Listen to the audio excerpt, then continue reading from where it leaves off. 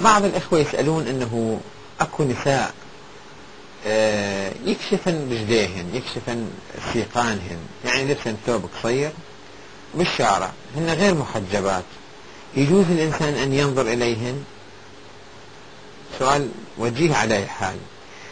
واحدة ما محجبة في بغداد وغير بغداد، ما محجبة وتلبس ثوب قصير بدون جوارب، يجوز واحد يشوفها أصلا؟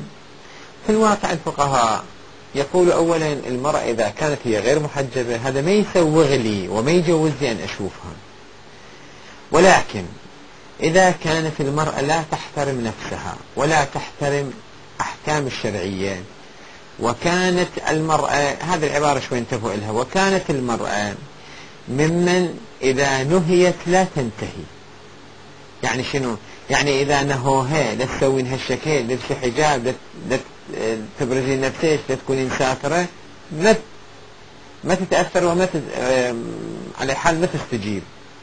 فإذا نهينا لا ينتهين، هالنساء اللاتي إذا ما نهين عن هذا الفعل وهو البروز وعدم الحجاب ولا ينتهين ولا يتأثرن، يجوز الإنسان أن ينظر إلى شعرهن وإلى وجههن وإلى أرجلهن، ولكن بشرط عدم الشهوة، عدم الإثارة،